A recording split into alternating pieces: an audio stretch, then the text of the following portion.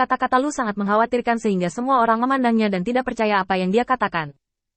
Di mata semua orang, temperamen Lu agak aneh. Tetapi bagaimanapun, itu adalah promosi tuan kecil. Dan kekuatannya memiliki jaminan yang kuat. Orang ini memiliki modal untuk menjadi sombong di depan semua orang.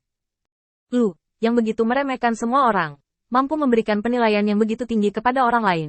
Hanya memikirkannya membuat tulang punggungnya mati rasa. Lu, apa maksudmu? Apakah orang itu lebih kuat dari Zeus? Orang yang menanyakan pertanyaan ini memiliki ekspresi serius di wajahnya melihat Lu tidak menjawab. Dia segera menyadari keseriusan masalah ini. Hanya tuan kecil yang bisa membuat Lu menganggapnya begitu serius. Mengingat pencapaian luar biasa Lu di sepanjang jalan. Kecuali para jenius yang muncul dalam sekejap. Kecuali mereka yang mengandalkan beberapa tahap kekuatan untuk menghancurkannya. Tidak ada yang bisa membuat Lu bermartabat seperti hari ini. Tuan kecil, yang duduk di bagian terdalam, meletakkan tangannya di atas meja dan terdiam sejenak. Bagaimana itu dibandingkan denganmu? Lu menurunkan ekspresi arogannya, dan mata sedingin es menyapu kerumunan. Dengan kekuatanku saat ini, aku bisa menghancurkannya dengan santai. Tetapi jika dia berada di level yang sama, kemungkinan menang melawanku adalah sekitar 70%. Kerumunan itu tercengang. Pria yang luar biasa. Ini sudah memecahkan rekor, kan? Di bawah ranah yang sama, kita bisa memenangkan 30% peluang menang di tangan Lu. Apakah kita memiliki kejeniusan seperti itu saat itu? 30%. Bahkan jika aku melawan Lu sekarang, peluang menangnya kurang dari setengah. Orang ini memang menakutkan. Lu memejamkan mata, seolah-olah tubuhnya telah dikosongkan dari semua kesombongan. Hanya menyisakan kulit yang tidak berguna, dan menatap atap dengan kaku. Peluang 30% untuk menang adalah saya. Lu sangat enggan untuk mengakui hal ini, sangat enggan untuk menerima hasil seperti itu. Bagaimanapun, dia adalah jenius yang harus diabadikan oleh semua orang. Tetapi sekarang, dia harus menundukkan kepalanya dan mengakui bahwa jika itu adalah konfrontasi dengan alam dan kekuatan, dia hanya memiliki 30% peluang untuk menang. Selain itu, ada satu hal yang Lu sendiri tidak mau akui. Artinya, peluang menang 30% sangat mungkin secara bertahap menjadi 20%, 10% dalam proses melawan angin, dan akhirnya menghilang tanpa jejak. Karena, angin, jauh lebih baik daripada dia dalam mengendalikan situasi pertempuran, dapat dikatakan bahwa itu adalah penghancuran serba. Ini seperti pertempuran hari ini. Seluruh proses dipimpin oleh angin oleh hidung. Tetapi saya tidak mengetahuinya. Dia bahkan tidak tahu tujuan sebenarnya lawan. Sampai lawan mencapai tujuannya, dia kembali ke akal sehatnya. Lawan seperti itu terlalu menakutkan. Dan bahkan Lu, yang memiliki kesombongan yang sangat tinggi, enggan mengakuinya. Karena begitu dia mengakuinya, dia yakin bahwa kepercayaan dirinya akan mengalami pukulan yang belum pernah terjadi sebelumnya. Dan bahkan mungkin runtuh. Itu benar. Pemenang 30% adalah aku. Lu menundukkan kepalanya, seperti anjing yang tenggelam. Penampilannya sangat menyedihkan, dan bahkan matanya kehilangan kecemerlangannya, hanya kegelapan yang dalam. Seluruh ruangan itu sunyi senyap.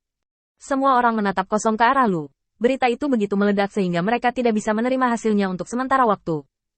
Jika memang ada orang seperti itu, Lu, kamu harus mencoba membunuhnya agar tidak ada masalah di masa depan. Ya, Zeus sendiri akan membuat kita pusing. Jika ada satu lagi, bisakah kita tetap membunuh orang ini dengan cara yang sama? Orang lain itu tidak bodoh. Ngomong-ngomong, Lu, di mana orang itu sekarang? Kami berencana untuk membunuhnya. Orang ini tidak boleh ditinggalkan.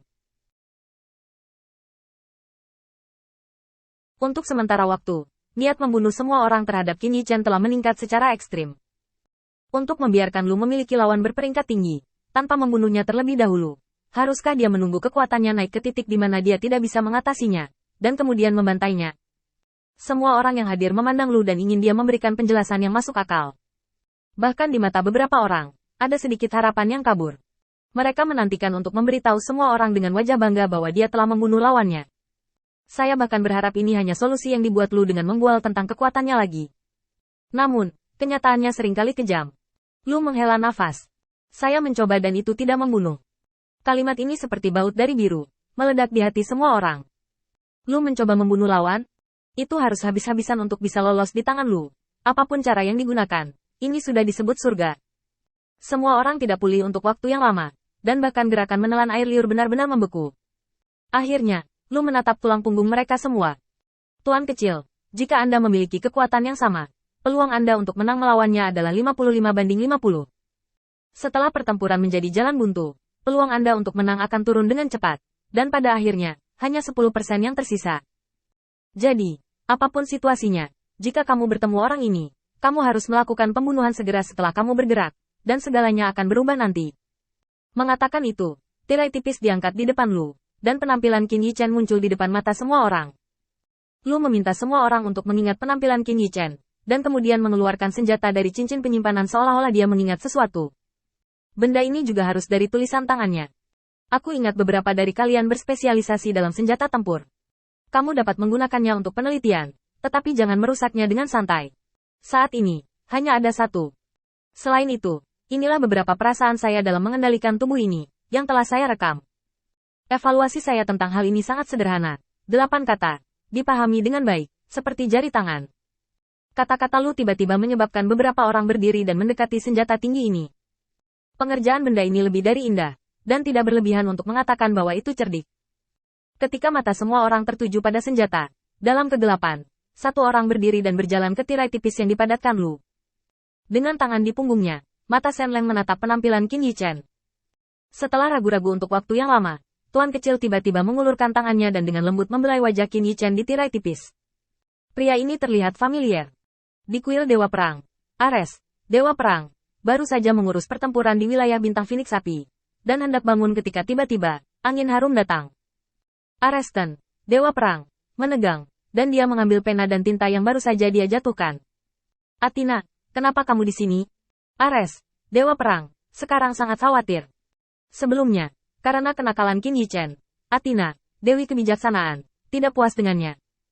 Jelas Athena yang mempermainkan Qin Yichen, tetapi pada akhirnya, dia meminta Ares, Dewa Perang, untuk membayar tagihan. Ares, Dewa Perang, tidak tahu bagaimana menjelaskannya. Satu-satunya cara dia bisa memikirkan adalah untuk menunda waktu. Athena menatap Ares, Dewa Perang, wajahnya berubah. Katakan padaku, berapa lama kamu akan terus bersembunyi?